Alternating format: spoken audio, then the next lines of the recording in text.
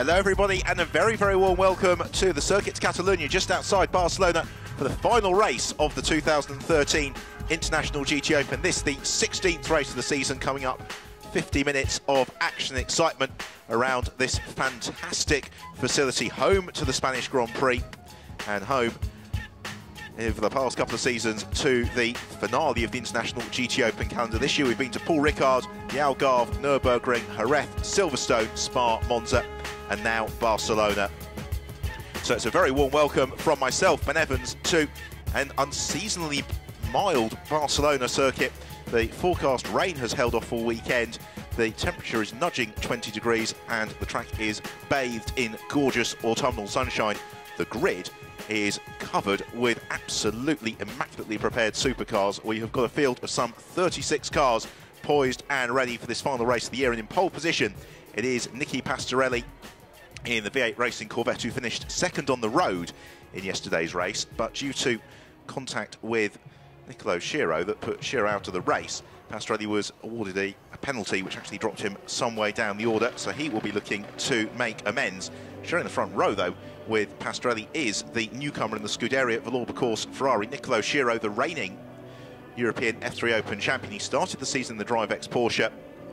That car then suffered a mechanical failure at Jerez. He sat out the past couple of rounds, returns to the International GT Open, and has immediately found his feet in the Valour-Course Ferrari. In qualifying for this race yesterday, he was just 0.06 of a second slower than Nicky Pastorelli. I was talking to Nicolo earlier, and he was saying that he made a mistake on his best lap, and he actually feels that he probably could have gone a little bit quicker than the Corvette. So, as has so often been the case all season long, it is going to be the Corvette versus the Ferrari. Of course, the overall GT Open Championship is decided in favour of Nicolo Schiro's co-driver in the Valour-Course Ferrari, Andrea Montermini, so they are very much looking to round out the season on a high.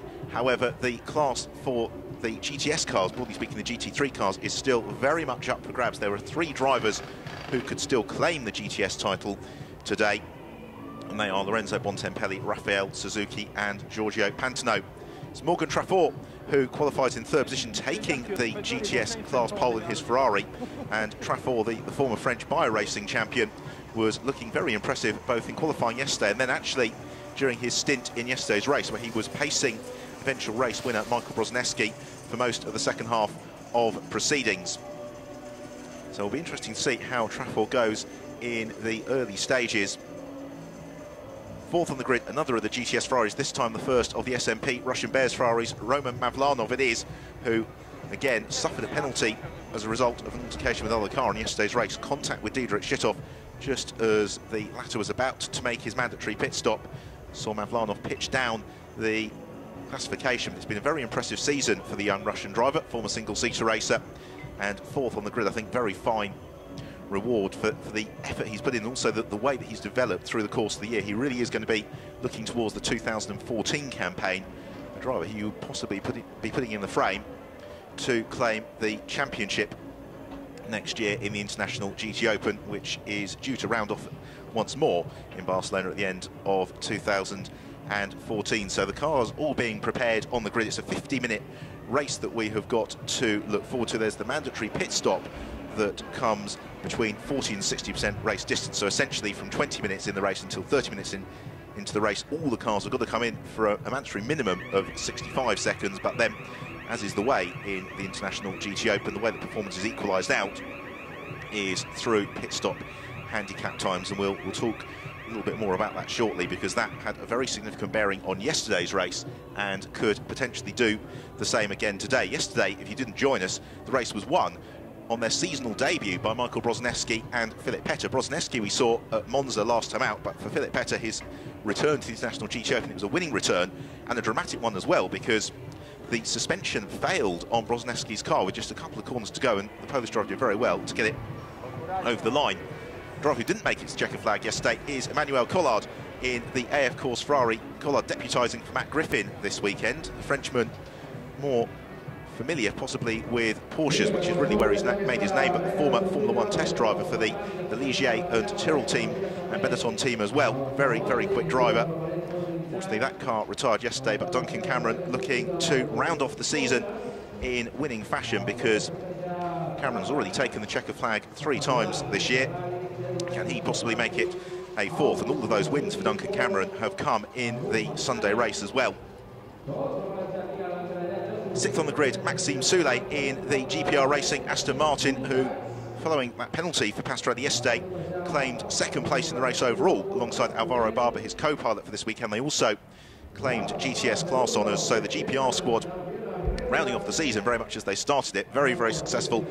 Paul Ricard back in April, start of the year, and here we are, Circuit Catalunya at the back end of the year, and again the GPR Racing Aston Martin to the front of the grid as the assorted grid girls, well-wishers and sponsors begin to clear the grid. It's just the last couple of mechanics who remain with the cars. Seventh on the grid, the Bitec Racing McLaren of Alvaro Parente and Giorgio Pantanella. This is one of the three cars that is in contention to claim the GTS crown today, because Giorgio Pantanella has got an outside chance of taking the GTS title. Lorenzo Bontempelli in the Kessel Ferrari leads the way on 56 points. Rafael Suzuki follows him on 54, and then Giorgio Pantano is on 48.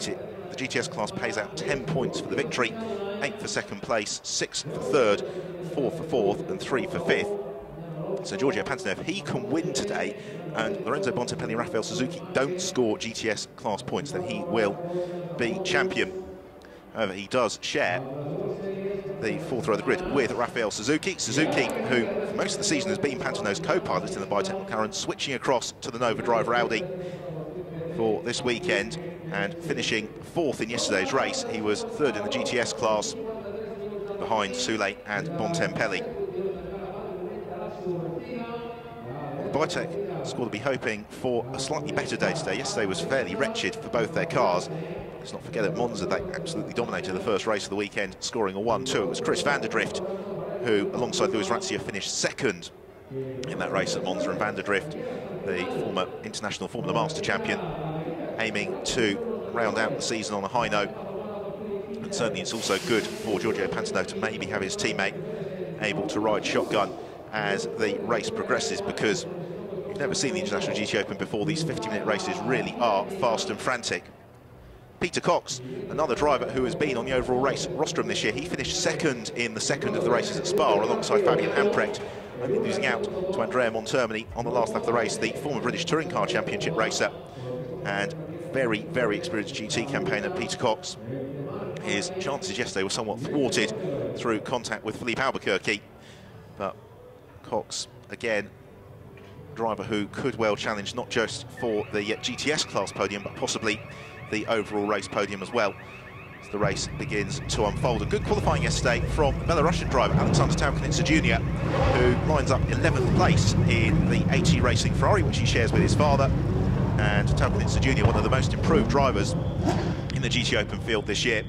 Luck hasn't gone his way on a couple of occasions, but if he's able to get some clear air, he's able to lap very, very consistently. Very impressive the way that his driving has developed over the past 2 or 3 seasons of campaigning in the International GT Open. So the grid is being cleared of the last couple of mechanics. The engines are being fired up, and then the cars will set off behind the pace car on their formation lap. As ever, the International GT Open, it is a rolling start, and then the spectacular run down towards the first turn on this 4.6 kilometre Circuit Catalunya will be underway. So the driver's just being given the 15-second board. The pace car sets off in the green flag, about to be waved, as we take a look then at the grid in full. And the front row of the grid, Nicky Pastorelli and Nicolo Schira, the 2 Super GT cars. Those are, broadly speaking, the GT2 runners. Row 2 is all GTS GT3 cars, Morgan Trafford and Roman Mavlanov. Row 3, Emmanuel Collard, I think he could be spectacular, and Maxime Soulet in the ever-impressive GPR Racing Aston Martin. Row 4 of the grid is mouth-watering. Alvaro Parente and Rafael Suzuki, both those cars could claim GTS title honours. Row 5, Van der Drift, and then row 6, Alexander Taukanitsa Jr. and Jan Magnussen. Row 7, Philippe Salacada, Stefano Constantini, Jan Seyfarth and Isaac Tumlu on row 8. Philippe Albuquerque could do better today than he did yesterday. It was a fairly wretched day for him. Right, Lorenzo Bontempelli down in 21st. He leads the GTS Championship standings, an awful lot for Bontempelli to do. Row 13, Bert Longin and Walter Neckler. Disappointing Vaslav Milev to be down on the 14th row alongside Jackie Camp, Freddie Kramer and James Swift on row 50. Then we've got Miguel Barbosa and Eric Dermont. Row 17, Gabriel Baltazar and Rafael Unzuradaga. And the back row of the grid, Patrice Lafargue completes the field as the cars are off on their formation lap.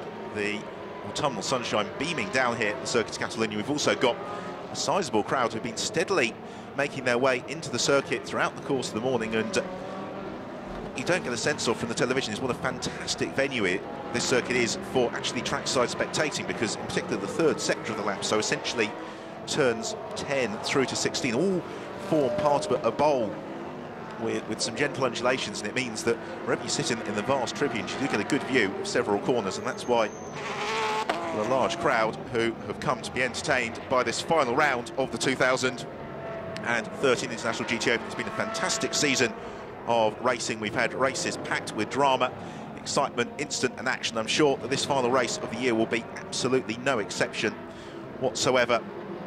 In terms of the handicaps to watch for, I think the main ones is the two cars on the front row of the grid. So Andrea Montermini and Nicolo Sciarro, the Villorba course Ferrari, and then Miguel Ramos and Nicky Pastorelli, they have both got an additional 30 seconds in the pits, which they will need to overcome.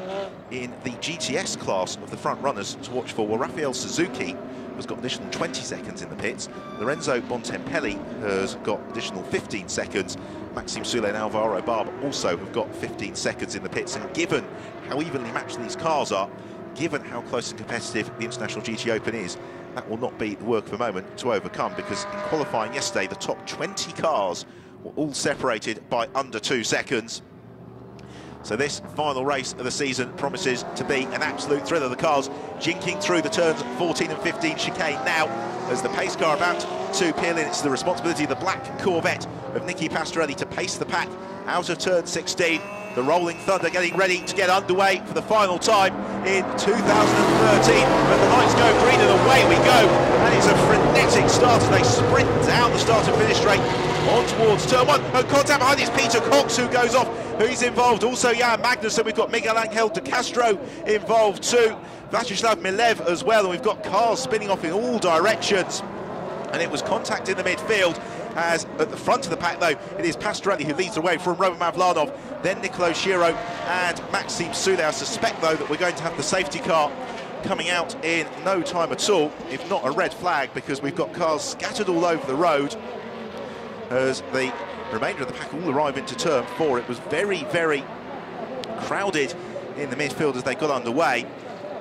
And unfortunately, contact and then those taking evasive action also couldn't help but be caught up in all of that. There is Alvaro Parente trying to move up ahead of Emmanuel Collard, but at the front of the pack it is Pastorelli, who now leads from Nicolo Sciarro, who's elevated himself past Roman Mavlanov. Then we've got the yellow and white Aston Martin of Maxime Soule, the first of the Bitech McLarens, which I think is possibly Chris van der Drift, just clear of Emmanuel Collard. Then the rest of them, no confirmation as yet as to whether or not we are having a safety car interruption. According to our timing screen, certainly Nicolo Sciarro is chasing Pastorelli as they hit the brakes into turn 10 right. Let's have another look at it. And it's contact between Jan Magnussen and Peter Cox. Two of the more experienced drivers, it pitches Cox into the barrier. Plenty of damage. Magnussen then slews back across the circuit. Fortunately avoiding contact, Miguel Angel de Castro spins round in the Porsche. Vladislav Milev into the barrier as well. Also the second Nova driver, Audi. There's another look at it. You can see they were 4 or 5 wide from about the 3rd or 4th row onwards, and with the contact ensuing behind the drivers towards the back of the pack, completely unsighted as cars spun off in all different angles and directions. And yes, the safety car has come out, so whilst we're watching the replay, I can let you know the safety car has indeed come out unsurprisingly, and that is not the sort of incident we want to see. But hopefully all the drivers involved are okay. So past the scene of the incident they all come. There's plenty of debris to avoid. There is the abandoned car of Peter Cox. Also in trouble is Michael Brozneski as well in the Kessel Racing for our yesterday's race winner. So Brozneski out of proceedings, as is into the pit lane Isaac Tutumlu in the Autolando Sport Porsche and Jan Magnussen in the Kessel Racing Ferrari.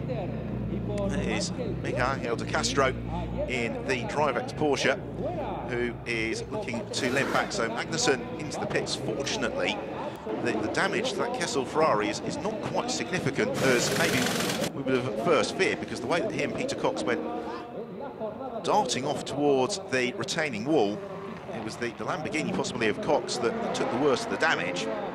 Max unable to get himself back to the pits. Also into the pit lane, as you can see, Isaac Tutumlu in the Auto Orlando Sport Porsche, and it's been one of those years for Tutumlu. He has had so much inherent pace in that car, but if it wasn't for bad luck, he'd have had absolutely no luck at all. Now, the incident for Brzezinski possibly would appear to be a separate incident altogether. The DriveX Porsche has got very little further than from where we last saw it, and unsurprisingly the fire extinguishers at the ready, and the reason for that, not least, is that the sister car, which was shared between Archie Hamilton and Nicolo Schiro, had that horrific fire at Jerez back in June. Put an end to Hamilton and Chiro's campaign just as the car was coming good, and unfortunately for the DriveX team, that the damage sustained to that incident has brought their race to a premature halt. So we are out behind the safety car here at the Circuit de Catalunya. We're already 4 minutes into the race, and the order is Nicky Pastorelli, who leads the way from Nicolo Schiro. Then in third place, leading the GTS class, we've got Roman Mavlan. On fourth place, and second in GTS, is Maxime Soulé. From in fifth, Chris van der Drift. Sixth is Manuel Collard. Seventh is Morgan Trafford. Eighth is Alvaro Parente. Ninth is Philippe Salacada. And in 10th, we have got Rafael Suzuki. Now, not coming through at all in the top 10 was Lorenzo Bontempelli. So I just wonder whether or not Bontempelli, rather not the top 10, not the top 24, I just wonder whether or not Bontempelli has been caught up in that drama. He came across the line in 28th position, did Lorenzo Bontempelli. So he has got an awful lot of work to do if he wishes to try and defend his GTS championship lead, because essentially, if Rafael Suzuki finishes in the points and Bontempelli doesn't, Suzuki gets the GTS crown. If Giorgio Pantano wins the race in the GTS class and Bontempelli and Suzuki don't make it into the points, then Pantano it is who claims the crown. So we're about to embark upon our third lap of the race, our second lap behind the safety car. And all the while, of course, the race clock ticks onwards, and given that the pit window opens in just 15 minutes' time, for those teams which are incurring that additional pit stop handicap, that additional time used to balance out success and performance, then this is going to be immensely frustrating, because their chances in the race altogether are whittled away. Likewise for the teams where maybe the first driver is the slightly quicker of the two, thinking particularly here of the AF Course Ferrari of Emmanuel Collard before he hands over to Duncan Cameron. Also frustrating, Michael Brzezinski in the Kessel Ferrari back underway. He's been extricated from the gravel trap and is kindly redistributing most of the gravel trap around the circuit. He will almost certainly, I'd imagine, head back into the pits to get the car checked over to make sure that no stones are lodged in the cam belt or the like, because if they are, that could lead to a fairly catastrophic engine failure. And hopefully this might be the last of the laps behind the safety car. The point at which we will find out is as they head out of turn 9 and down to the braking zone for turn 10. That's the point on the circuit, which the drivers were told in the driver's briefing on Friday night that the safety car lights would be turned off. It was a good start for Chris van der Drift in the Bitec McLaren, gaining a couple of positions. So here comes the safety car. We're heading into turns 7 and 8 now. There will probably be another 30-40 seconds or so before we find out whether or not the safety car is going to be on this occasion, or whether or not it's going to be another lap. We have got the car, of course, of Michael Angel de Castro that requires recovery. We have also lost Peter Cox and Vladislav Maliev as well. So we've got 3 cars out on the circuit that will need to be retrieved before the race can get back underway. And as we arrive into turn 10, there is evidently no sign that on this occasion the safety car is going to come in. Now, the last lap behind the safety car, by the way, was something in the region of 3 minutes and 10 seconds. So you can see how quickly the race is going to whittle away as we spend our time behind the safety car here at the Circuit de Catalunya. The drivers as well, it's just the opportunity to get the cars cooled down, get themselves ready for what is going to be, for the drivers in the first half of the race, a very, very intense sprint as and when we do get the action back underway. So the field jinking through the final chicane, 14 and 15 on towards turn 16 now. The safety car is going to be leading them through for another lap here. So we'll be completing the third lap of the race, going into the fourth And it's often said with safety car drivers, particularly in Formula One, just how quickly they have to drive in order to pace the field appropriately. And I think that's very much the case here today, but the Nissan safety car giving us a really good indication of just even at low speed, just how quick the cars in the International GT Open are as they weave around, getting some heat into the tyres. We've got one that's come into the pit lane. That is Diedrich Schitthoff, who heads down into the Corvette garage. His teammate, Nicky Pastorelli, leading the way. And let's not forget that both Pastorelli, the race leader, and the second place car, Nicola Schirra, they have both got to spend an additional 30 seconds in the pits. So any opportunity that they'd have had to open up some daylight over the rest of the field has been significantly compromised here. And this could be very, very good news, you would suggest, for both Roman Mavlanov in the Russian Bears Ferrari, lurking in third position. Also the two Bitech McLarens a little bit further back as well, because they are absolutely solid gold driver lineups. As we get the confirmation, the safety car will be in this lap, so the marshals and circuit staff here at the Circuits Catalunya, as ever, have done a fantastic job of retrieving the cars involved in that very nasty looking incident at the start of the race. And so some 10 minutes into the race, we'll touch wood, fingers crossed, get the racing back underway and in earnest. The safety car leading the field now through turn 9, so about halfway through this final lap behind the safety car, and then they're going to have an all-out sprint of something like 9 minutes before the pit window opens. Now, what sort of daylight can Pastorelli and Schirra open up over the rest of the field? Can Roman Mavlanov stay with them? And what progress in particular can Alvaro Parente make in the second of the Bitech McLarens? Parente, the 2005 British Formula 3 champion, who has done a lot of the development work on the McLaren 412C, and something of really that the factory development driver. We see him in all sorts of GT racing. This is his first appearance in the International GT Open this year, taking over the seat vacated by Rafael Suzuki, and he and Giorgio Pantano are a very quick driver lineup. So the lights out on the safety car. It's now the responsibility of Nicky Pastorelli to pace the field as the race about to get underway here, Circuits Catalunya, and it's Nicky Pastorelli who leads them as he plants his right foot, accelerates down the start and finish straight. We go green with just under 40 minutes left on the clock as the field once more take the opportunity to surge down towards turn 1. Is anybody going to be quite close enough to challenge? Nicola Schirra contemplating the move to the inside of Pastorelli. He's certainly showing himself in his mirrors. Also looking to make ground is Rafael Suzuki, who dives to the inside. That's Michael Lyons, who he was trying to squeeze past. And Suzuki in the Nova Drive Rowdy determined to do all that he can to try and claim the title, as Nicola Schirra now challenges Pastorelli through turn 3. Brilliant stuff from Schirra as he looks to dive to the inside. Pastorelli, though, moves across, covers the inside line for turn 4. Schirra, though, asking all the right questions. This is where Pastorelli and Schirra tangled in yesterday's race. Nicola Schirra determined to repay the compliment and pass Nicky Pastorelli clean and fairly out on track. Emmanuel Collard, there he is, the red 21 car under pressure from the white Ferrari of Morgan Trafort. The French racer, as they come out of turn 5 down the hill through turn 6, then sweeping through 7 and 8 uphill towards the very quick right-hander at turn 9. And this is one of the corners that really will suit the balance of the Ferrari 458. As Michael Lyons flashes his headlights, trying to elevate himself up ahead of that Nova Drive Rowdy of Rafael Suzuki. It's the leading group of cars all stream into the braking zone for turn 10. A couple of people looking to gain ground. Michael Lyons is one of them. Whether or not he's found a way through, we'll find out in due course. The pack, though, making a magnificent sight. They all swoop downhill into turn 10, and there is Lorenzo Bontempelli right at the back of the pack, behind Isaac Tutumlu, and Bontempelli in the Kessel Racing Ferrari, desperately trying to elevate himself up the order as the leading group of cars already coming towards the end of the lap, and it really is a continuous train all the way back to Jan Seyfarth in the Seyfarth Mercedes.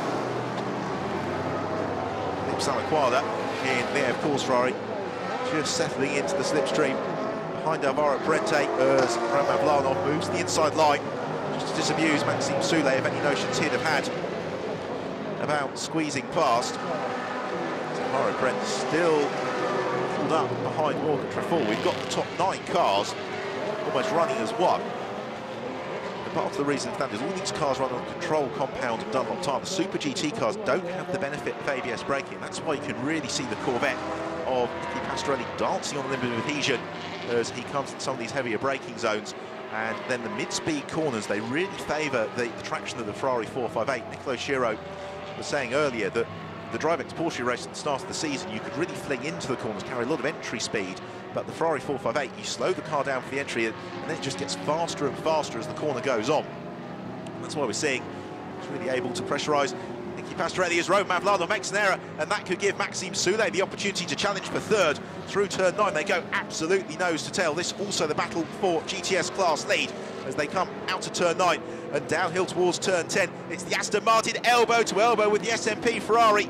Who's feeling bravest on the brakes? It is Roman Mavlanov. Soulé turns in and makes contact with Mavlanov at the apex of turn 10. All the while, Chris van der Drift is sitting there, and he's got Emanuele Collard as well, bottled up behind him, so this fight for third position. Immediately 4 cars strong. Mavlanov, though, able to maintain his position. Now, let's hope that there isn't too much damage there for Maxime Soulé in the GPR Racing Aston Martin, as they all make the Dunlop tyres suffer through the chicane.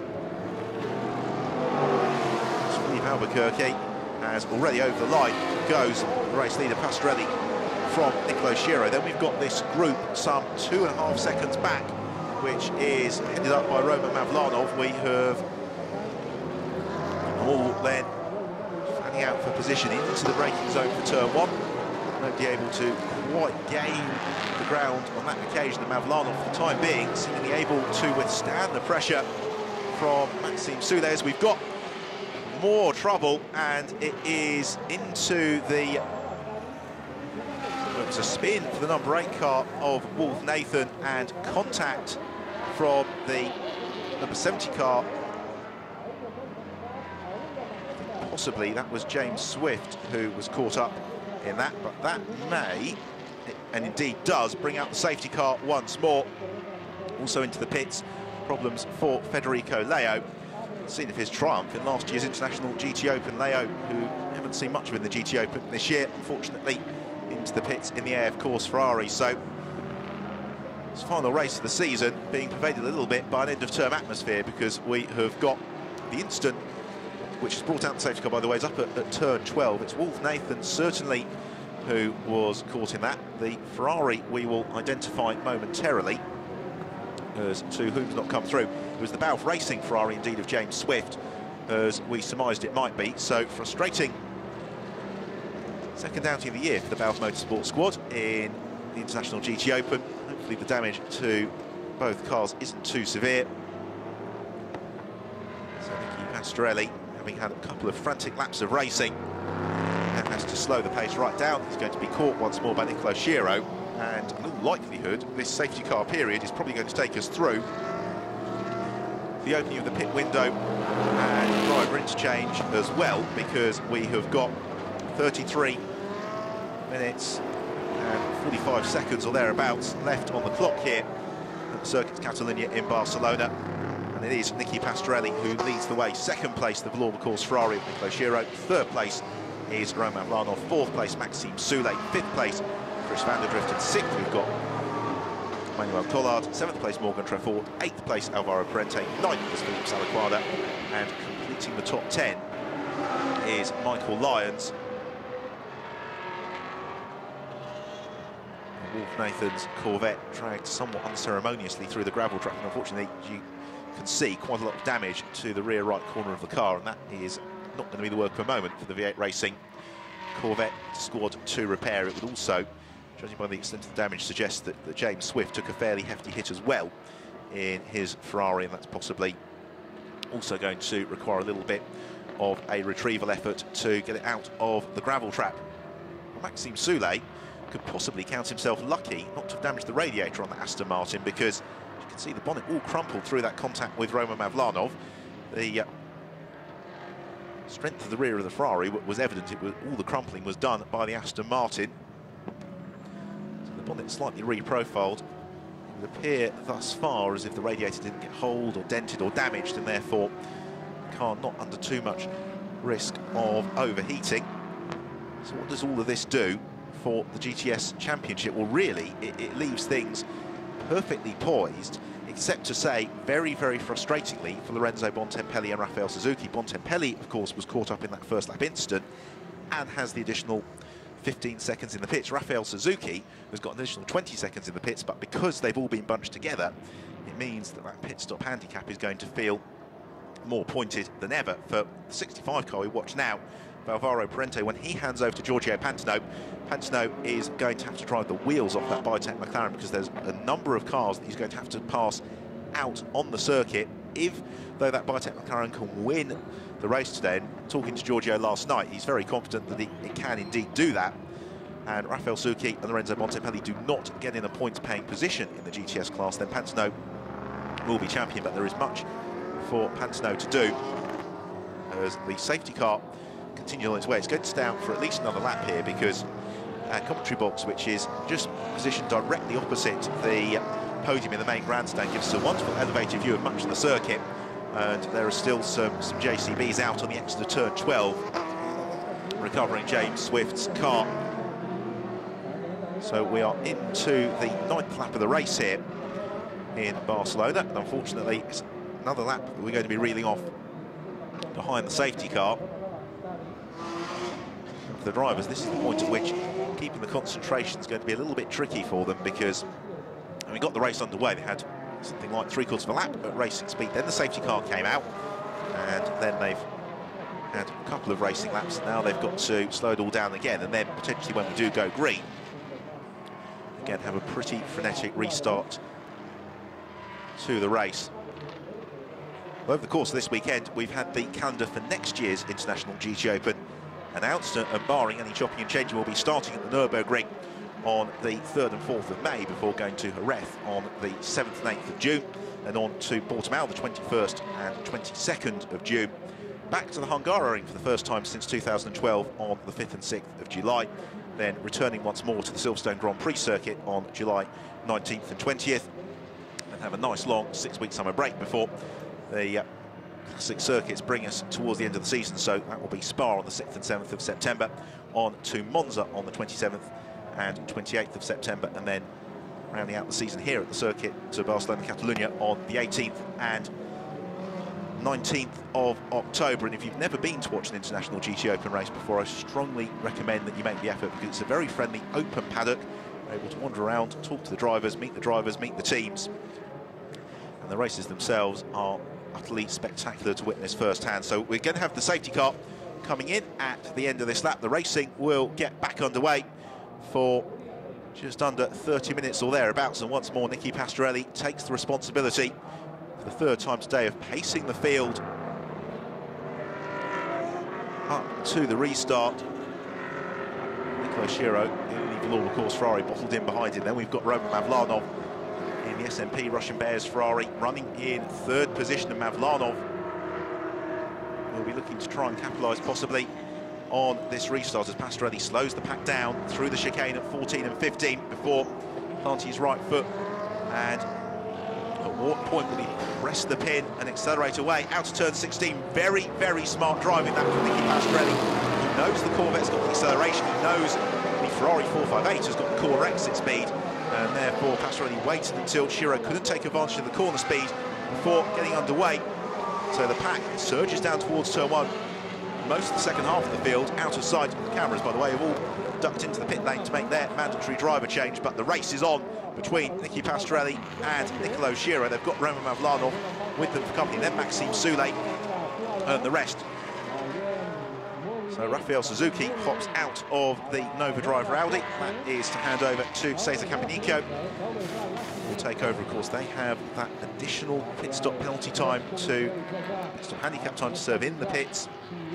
So it's going to be, I feel like, a seemingly never-ending pit stop for Suzuki and Capenico. Likewise, into the pit lane has come Lorenzo Bontempelli. That's to hand over to Marco Frezza. Very frustrating stint for Bontempelli, particularly as at one point in yesterday's race, the way that the other results were going, is he looked like he could have actually claimed the title in yesterday's race. It didn't work out that way, and now there is just the possibility that it may be snatched away from him, as the race leaders, meanwhile, out of turn 9 on towards the heavy braking zone for turn 10. Pastorelli still under pressure from Chiro's. Morgan Traffort looks to make the move, and Emmanuel Collard dives to the inside. The two French drivers running nose to tail. They're all bottled up behind Chris van der Drift, the Kiwi, in the BARCELONA McLaren as they work through turn 12, and then the very, very short sprint out the never-ending right-hander or plunging downhill at turn 13. This section of the circuit that really works into the hands, you would suggest, of Lord Course Ferrari and Nicola Schiro. Don't they make a magnificent sight, almost running as a single snake through the chicane, and into the pit lane has come Nicola Schiro. It means that Pastorelli continues on his way, with now Roman Mavlanov promoted up into second position of those front-running cars. It's only Nicola Schiro who's ducked into the pits. It's Mavlanov coming under a little bit of pressure from Maxime Soulet. No change in the rest of the order. They all run very, very tightly together, though. Schiro hops out, former Formula 1 driver and 2013 International GT Open champion. Andrea Montermini about to jump in, but those brakes to be a little bit cooked. You would suggest. Smoke pouring forth. The windscreen gets a good clean as well. Montermini hops in. Also, driver change. Michael Brozneski out of the Kessel Racing Ferrari. It's the experienced Austrian driver, Philipp Petter, who will take over. Petter, who was one of the first drivers really to be backed by Red Bull as they moved into motorsport sponsorship, raced very successfully in single-seaters in German Formula 3 and then across in the United States as well, before making the switch to GT cars.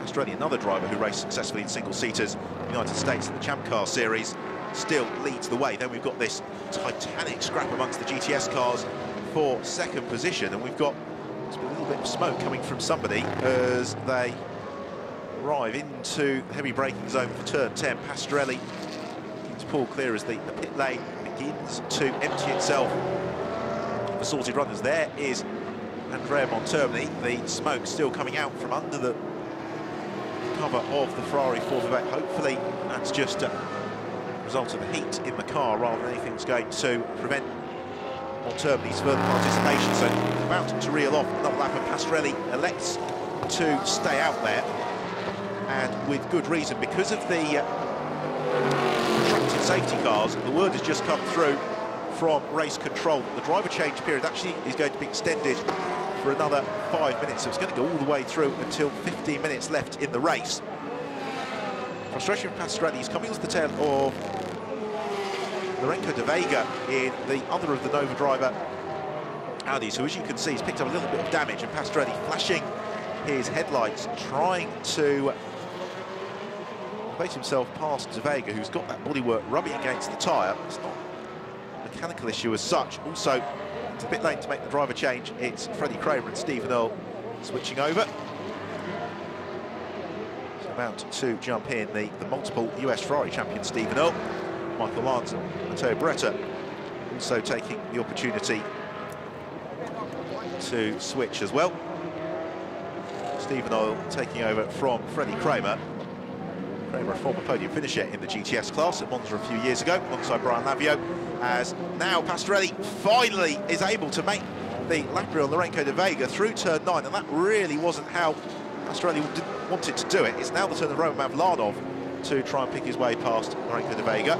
There is still the pool of smoke hanging over turn 10, and I suspect that's possibly the Kessel Ferrari of Philipp Petter, which is the next car on the road ahead of Nicky Pastorelli, which is just emitting a couple of puffs of smoke here and there. So with the extended driver change window here, there's no necessity for Pastorelli to come in for several laps, and he's going to continue on his way. You just wonder what some of these GTS teams are possibly going to consider doing as well, because they've got quick drivers behind the wheel at the moment. They've also got quick drivers to take over, but amongst that leading group, only one of them ducks into the pit lane, and that is Alvaro Parente. So Alvaro Parente into the pit lane to hand over to Giorgio Pantano. Everybody else in that leading group remains as was. So it is the BARCELONA McLaren ski driver Alvaro Parente who comes to a halt. Giorgio Pantano poised and ready to take over.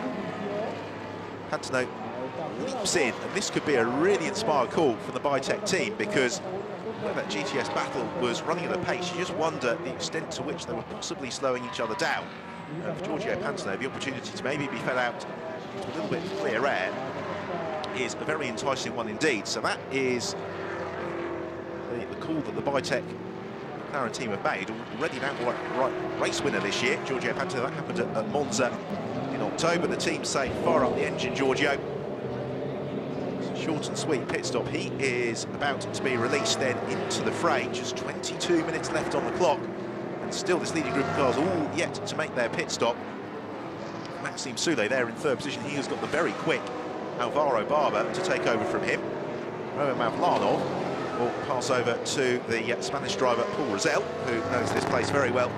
And Chris van der Drift in fourth position. He has got Luis Razia, the Brazilian, who will take over. Then Emmanuel Collard will hand over to Duncan Cameron as well. But certainly those first handful of cars in the GTS class, all very, very competitive second drivers as well, will be behind the wheel as and when they decide to dive in to make their pit stops.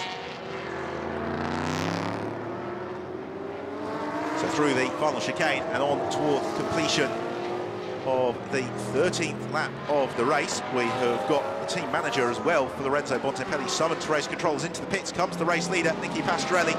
Following him down the pit lane as well is Chris van der Drift. So this, one of the pivotal pit stops in the race. Pastorelli about to hand over to the Portuguese driver, Miguel Ramos. They come to a halt, the team get to work, change the tyres. Pastorelli and Ramos looking for their fourth win of the season. Not been atop the rostrum since Silverstone in July, just before the summer break, just after the midway point in the season. Pastorelli straps Ramos into the cockpit of the Corvette. Of course, they have got that additional 30 seconds of pit stop handicap as a result of their successes in preceding races. So it's going to feel like a very, very lengthy pit stop for them. By the time this is all shaking itself out, we could have really quite an intriguing order. It means that Roman Mavlanov and Maxime Soulé, this battle here, are now promoted to fighting for the lead of the race overall as they climb up the hill in towards turn 9, around the right hander before swooping downhill towards turn 10. And if you've just joined us, just to remind you, because of the 2 safety car periods that we've had, the driver change period has been extended by a further 5 minutes, so they don't need to complete their pit stops until we've got just 15 minutes left on the race clock, and that's why we've still got a couple of cars that, as yet, have declined to make their mandatory pit stop. And this could be an inspired decision for both squads, in particular Roman Mavlanov, acquitting himself very, very well, leading the race. He's not going to come in on this occasion, nor is Maxime Soulé, so they are going to reel off another lap. I suspect Emmanuel Collard in third position as well in the air. Of course, Ferrari will do exactly the same. Indeed he does. So does Morgan Traffort as well, the Frenchman in fourth. So leading quartet sprint through and over the line. We'll then get a sense very quickly. The next car really to come through over the start and finish line will be the first car that has shaken out of the order after its mandatory pit stop, and at the moment probably looking like it's going to be Fabio Annidi or Giorgio Pantano, and that is going to be a battle to relish, because at the moment this is the beauty of GT racing. We've got Roman Mavlanov and Maxime, so they're racing each other, but they're also racing cars that they can't see, and those are the ones who've already taken the opportunity to duck into the pits for their mandatory pit stop. As Mavlanov and Soulé run nose to tail. Driver change underway. Jan Magnussen hands over to Johnny Larsson. Larsson, after that start line incident, must have probably thought his season was going to end without him even getting behind the wheel in the final race of the year. But the Kessel Ferrari, built strong, has continued on its way. So it is, of the cars that made a mandatory pit stop, Fabio Annidi, who is currently to the head of that train, ahead of Luis Razia and Giorgio Pantano. So Pantano has got an awful lot of work to do here, if indeed he is to claim the GTS crown, because by my reckoning, he is going to have to overtake 3 or 4 cars, and I think crucially as well, Pantano is currently lapping slower than the race leader Roman Mavlanov. And this leading group is only going to go for one more lap here before making their mandatory pit stop. We've got some 2.5 minutes left before the pit window closes. Into the pits come Mavlanov and Soulé, also Morgan Traffort. It means that Emmanuel Collard is the only driver who's going to go right to the very, very back end of the pit window, and that could be very important for Duncan Cameron. It will certainly, when Cameron takes over from Collard, give him a good opportunity, possibly to get himself onto the overall podium, maybe win the race, and certainly win Super GT Honours. So Paul Rosell takes over from Mavlanov. Spanish driver Rosell, who has competed in the International GT Open for a few seasons now. He's also a class winner here in the 24-hour race. So it's certainly a track that he knows very well. Alvaro Barber, former star of the World Series by Renault, and who was in contention coming into the Barcelona rounds of last year's International GT Open. Valois Aston Martin takes over from Maxime Soulet, so two quick, experienced drivers about to be released into the race. And as they wait for the thumbs up, the car that has hit first, Fabio Anidi, is just working his way through the final chicane. So I suspect that means that Paul Rosell, it is who is going to emerge into the lead of the race here, after Emmanuel Collard has made his pit stop. Across the line past my commentary position goes Onidi. So where is Collard going to shake out in all of this? This is Collard's opportunity to really put in an absolutely maximum attack in lap to give Duncan Cameron maybe those just a couple of tenths of a second necessary to jump Paul Rosell by the time that the pit stops have all worked themselves out. It's just Collard who we are waiting to pit in. Also Jan Seyfarth and Alexander Tauknitzer Jr. going right to the very back end of the driver change period, really reading the tactics of the race very well. Through the chicane and diving into the pit lane now goes Collard.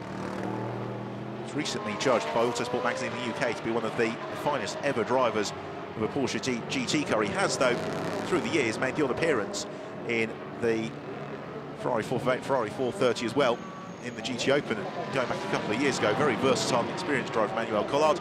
He hops out. Duncan Cameron dives in. Also the change underway from Jan Seyfarth to Miguel Carril.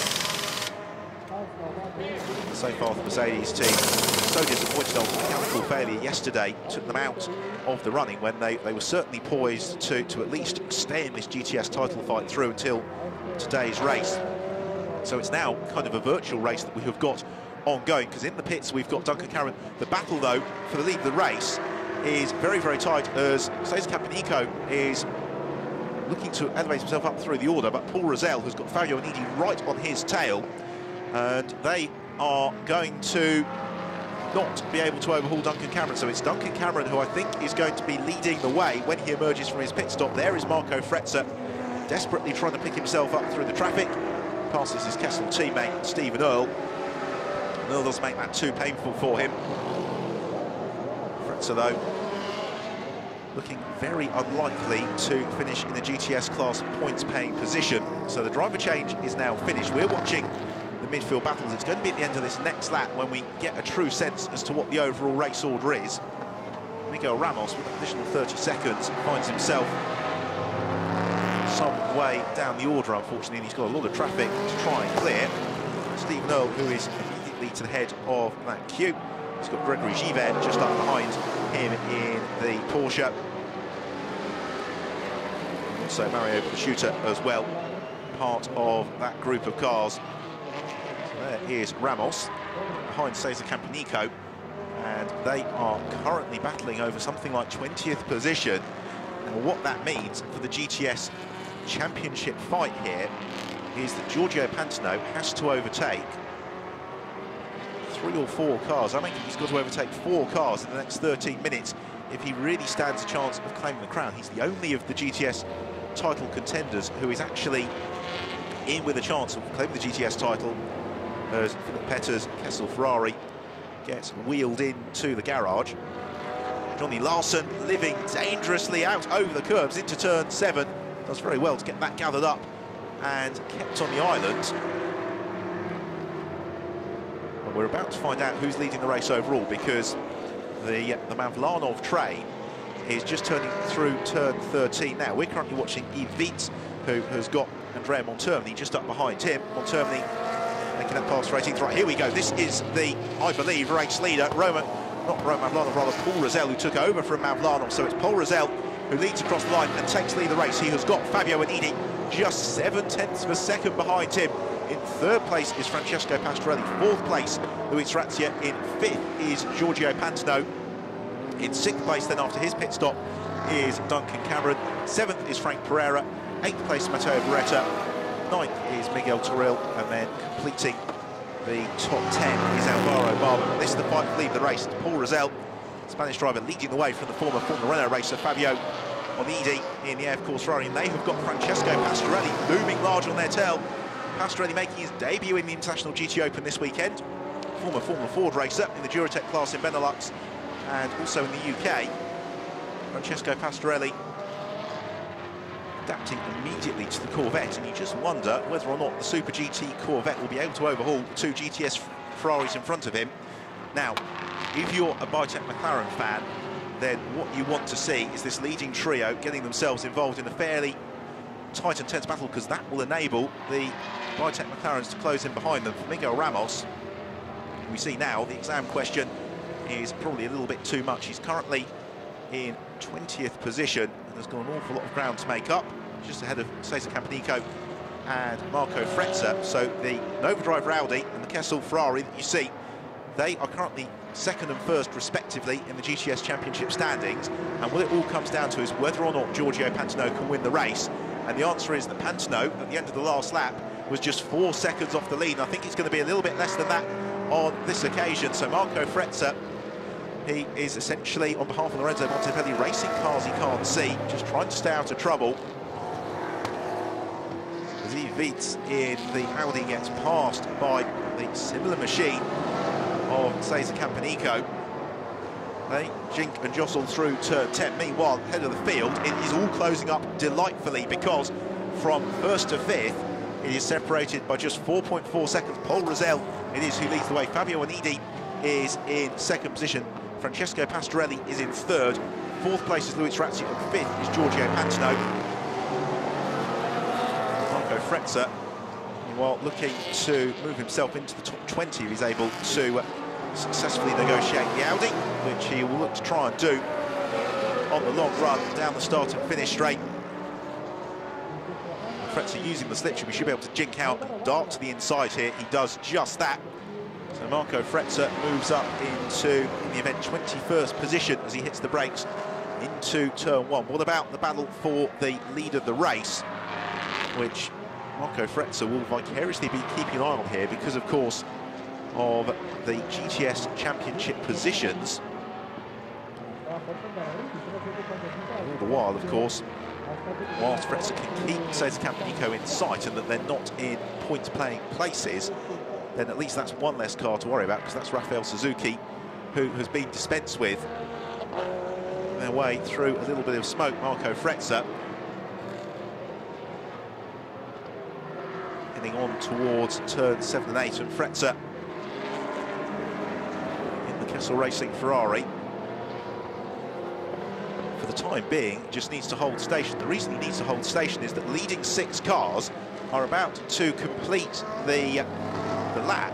You can see from the commentary box, and they're all closing up on each other, but the car that's on the move, actively so, is Frank Pereira, car number 91. So across the line, here comes Paul Rosell, and then we've got a real challenge going on for 2nd and 3rd position. You can just see them at the back of the shot as Francesco Pastorelli darts out of the slipstream and looks to challenge Fabio Onidi as they dive downhill on the brakes. ABS for Onidi, educated right foot for Francesco Pastorelli, and it's Pastorelli who gains the position, moves into 2nd place. So Pastorelli could potentially score victory in the International GT Open, his debut race weekend in the championship. The SMP Russian Bears pit, watch on. Nervous smiles all around, because they've got a car in the lead of the race. How much longer for? Well, they will hope for something like 8.25 minutes. So there is Paul Rosell. He's being reeled in, though, fairly rapidly by Francesco Pastorelli. Cesar Campanico, Marco Frezza almost make contact. Frezza goes past Campanico. So Marco Frezza gains position. Now that is significant for the GTS title fight, because Rafael Suzuki, the co-driver of the Audi, had to beat Lorenzo Montepelli in today's race. At the moment, that is looking unlikely to happen. But it all depends on the progress of Giorgio Pantano and whether or not Pantano can win the race outright amongst the GTS cars. At the moment, Pantano's 5th in the race, 4th amongst the GTS runners. Nico, though, coming back at Marco Frezza here, as they look to side their way out through the field. Their next target would appear to be Alexander Taukanitsa Senior. Indeed it is. It's a senior though, under no compunction to move out of the way. But possibly Fretzer looking to dart to the inside here into turn 9, thinks better of it. That would have been a little bit too much daring do, even for a driver of Marco Fretzer's standing. As they head on towards turn 10. Battle for the lead of the race comes across the start and finish line. Taukanitsa Senior still able to hold off Fretzer, but how much longer it gets very, very tight between the pair of them.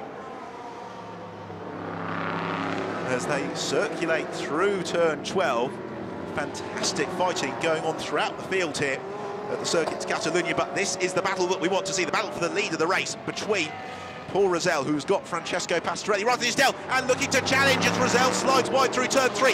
They come out side by side, they sprint towards turn 4. It's Pastorelli to the inside line and goes through, takes the lead of the race. Fantastic move there from Pastorelli, just forced that wobble from Paul Rosell midway through turn 3. And there was nothing that Rosell could do about Pastorelli then being able to ease to the inside line into turn 4.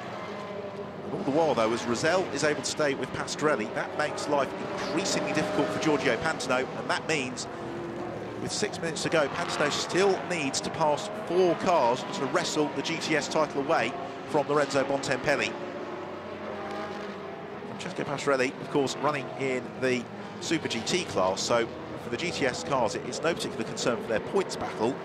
Obviously, it's a wild card car in amongst this fight. At the moment, Paul Rosell able to match Pastorelli for pace, particularly as Pastorelli, you just wonder how worn out those Dunlop tyres on the big Corvette are going to become as the race ticks towards the checker flag. And the reason being that the Circuit de Barcelona Catalunya has got a number of high and mid-speed corners, significant lateral G-forces that really do force the drivers to exert the pressure. So here is Giorgio Pantano, 5th in the race overall, 4th in class. He's got front Pereira, though, bottled up right underneath his gearbox. Pereira, the former GP2 racer, ran right at the front of the pack in yesterday's race. So here they come, the leading 6 cars, all separated by the best part of 5 seconds, 4.7 seconds to be exact. 5 minutes to go here in the final race of the season. And who is going to be victorious and who is going to claim the GTS crown? Well, you suspect that Giorgio Pantano will be allowed to find his way past Luis Razzia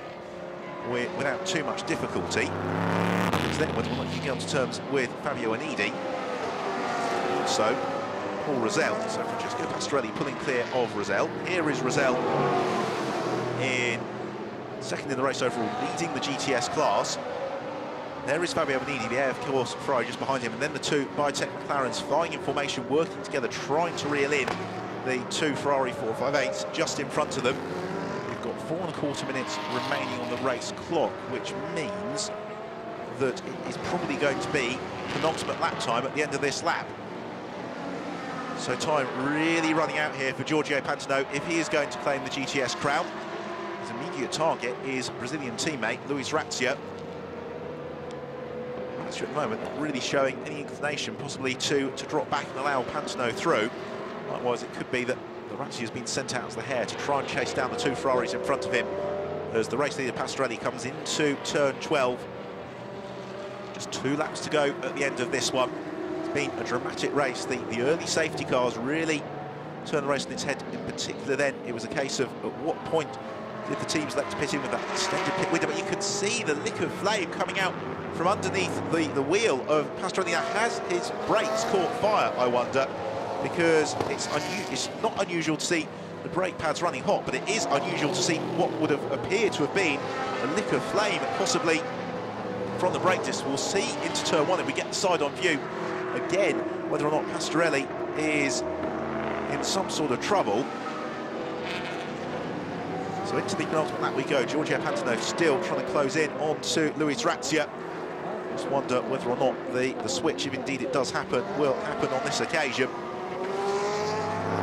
Rosell, for the time being, relatively comfortable in 2nd position, trying to stay with Francesco Pastorelli. Pastorelli, though, is pretty clear. Francesco Pastorelli and Jackie Cam, this would be a remarkable victory. Very, very impressive drive from Francesco Pastorelli, and certainly putting himself firmly in the shot window when it comes to selecting drivers for the 2014 campaign.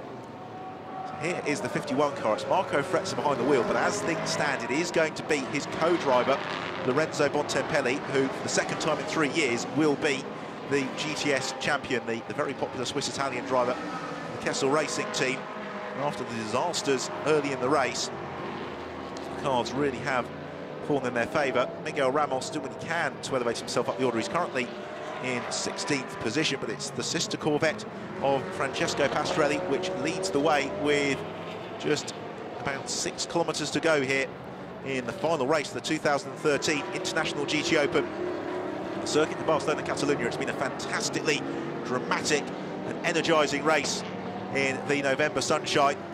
And well, yesterday we had that last lap drama when the suspension collapsed on Michael Brozneski's Kessel Racing Ferrari. Let's hope we don't get similar dramas for Francesco Pastorelli today as he accelerates along the start and finish straight and on to start his final lap.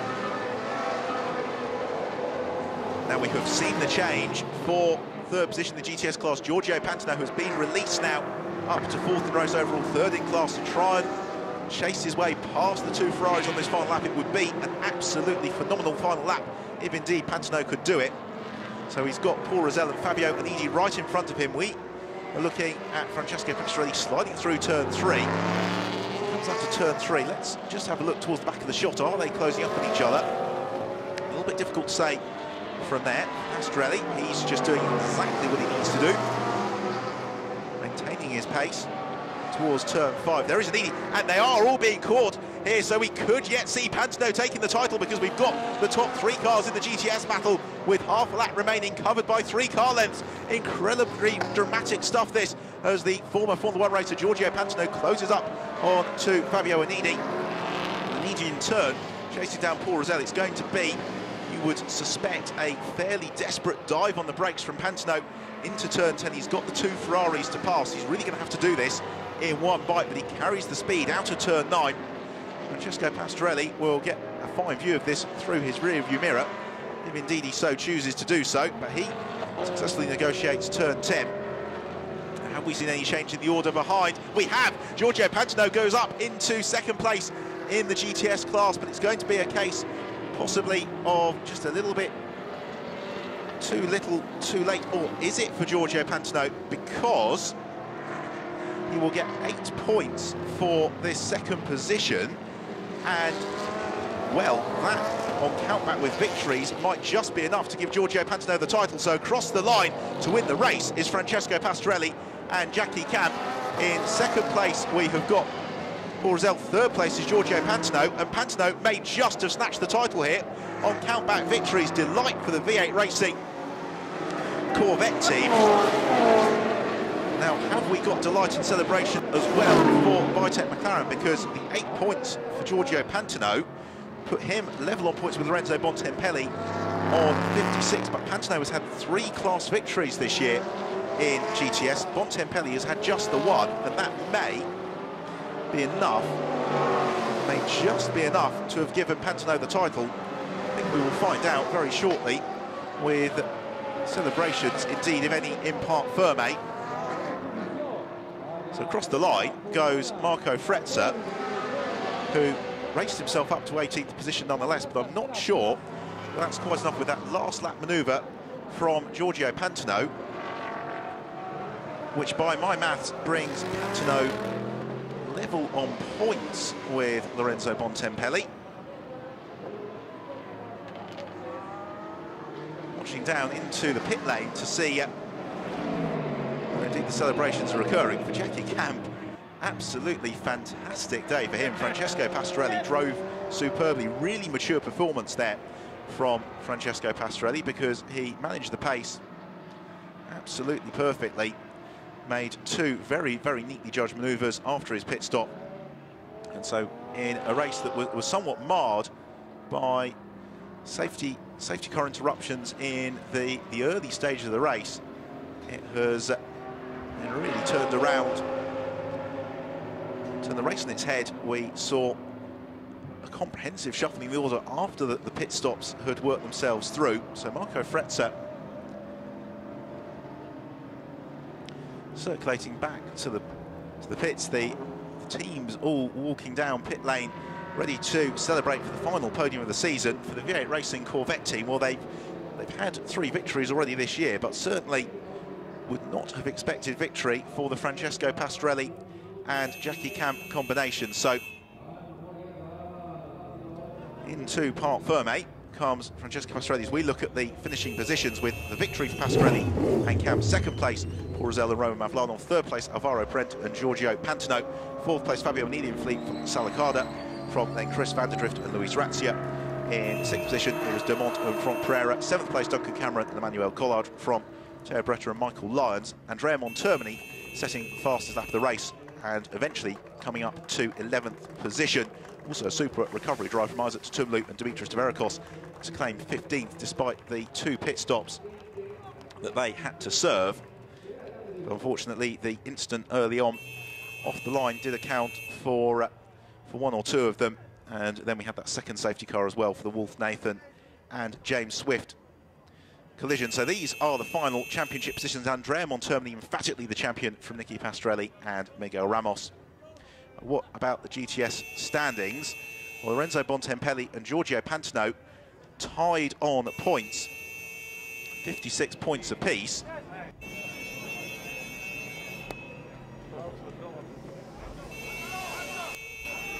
Smiles all around, unsurprisingly, for Francesco Pastorelli and Jackie Camp, as they enjoy the accolades of their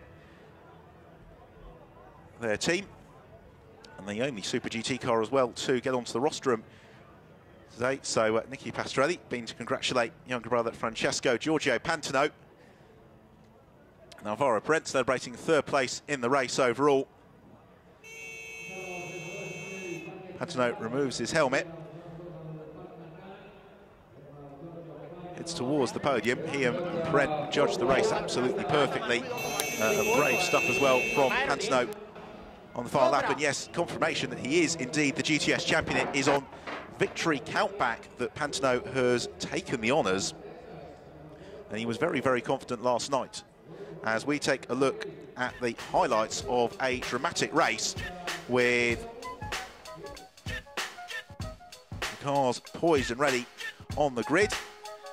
Slight end-of-term atmosphere, lots of thumbs up from the drivers getting ready for the final race of the year. When it did get underway, it got underway in dramatic fashion with a very condensed pack as they got underway. It was contact between Peter Cox and Jan Magnussen about 4 rows back, which triggered the chain reaction. Cox in particular pitched into the concrete wall. Magnussen slewing across the track, fortunately avoiding contact with anybody else. Ashlav Melev into the barriers as well. Miguel Angel de Castro also caught up in the incident, and that prompted our first safety car of the day. When the race got back underway, the action, not unsurprisingly, was somewhat frantic. Contact between Maxime Soulet and Roman Mavlanov, but then a spin for Nathan was compounded with contact from James Swift, and that gave us the second safety car of the day, and 2 very badly damaged cars. Also in trouble early on was Federico Leo's AF Corse Ferrari. So the race once more resumed. Nicolo Schiro set about trying to pick his way past Nicky Pastorelli as best he could. Mid-race pit stops as ever, providing plenty of drama and excitement. Giorgio Pantano poised and ready to take over. Miguel Ramos taking over very late in the pit window from Nicky Pastorelli. Second half of the race characterised by absolutely fantastic battles, not least for lead the race. This was the move that gave Francesco Pastorelli the lead, a lead that he wouldn't relinquish as he came through to take victory in the International GT Open on his first weekend in the championship. So celebrations on the podium here in Barcelona. Jackie Camp and Francesco Pastorelli victorious from Paul Rosell and Roman Mavlanov, with Giorgio Pantano and Alvaro Parente in 3rd position, the winning team, V8 Racing.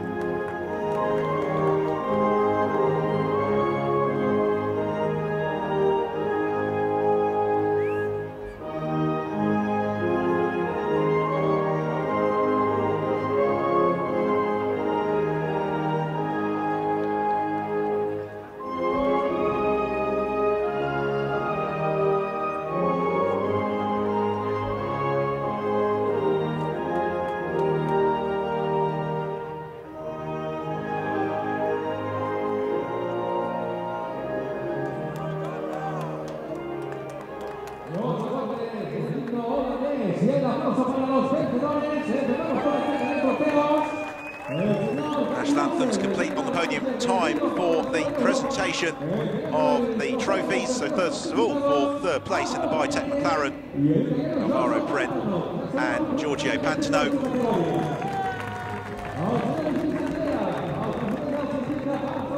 Runners-up trophy for Paul Rosell and Roman Mavlanov. They also scored victory in the GTS class.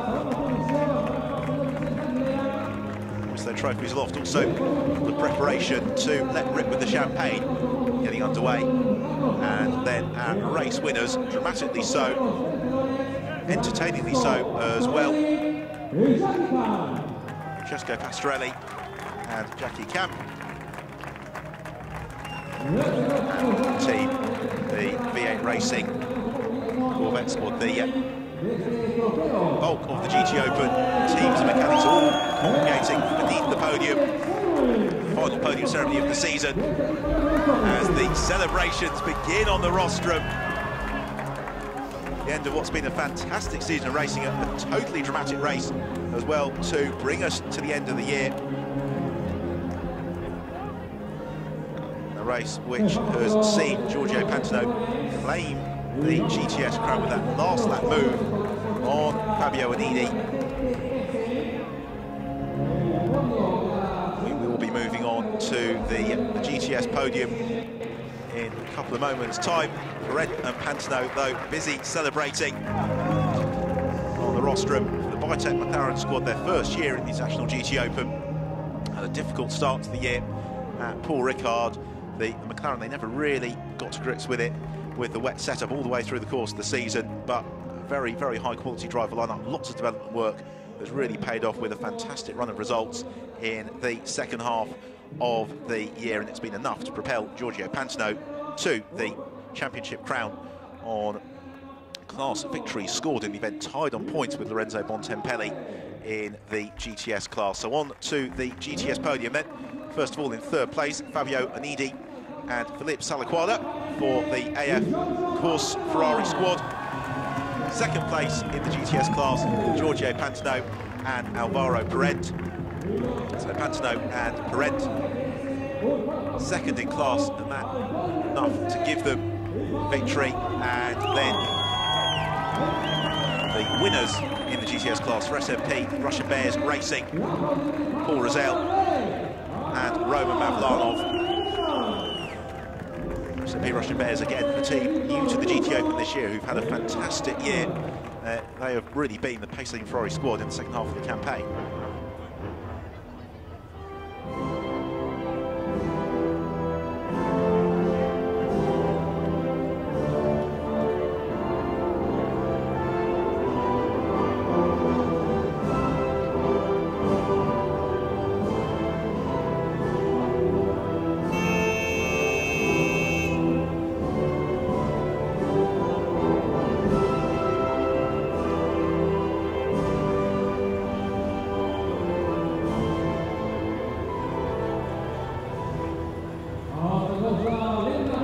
Russian national anthem for the SMP Russian Bears team, the final GTS podium of the season here at the circuit to Barcelona, Catalonia, fitting venue for the culmination of what's been a fantastic season of racing in the International GT Open.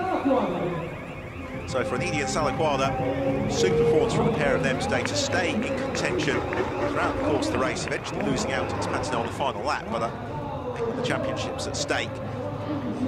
Pantano able to work miracles in the Biotech McLaren, did enough to get through, claim the GTS crown.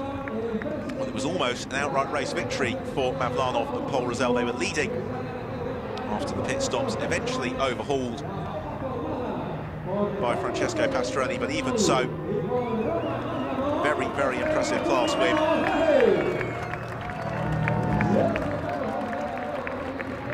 Victorious team, SMP Russian Bears, celebrating on the podium. And now that the hard work of the season is complete, time to celebrate for the last time in 2013 in the International GT Open. The champagne lets rip on the rostrum here at Barcelona. It means it's time for myself, Ben Evans, on behalf of everybody from the International GT Open to say thank you for your company throughout 2013. It's been a wonderful year of racing. We very much hope that you'll be able to join us for the 2014 season, which promises to be every bit as entertaining. Until then, goodbye.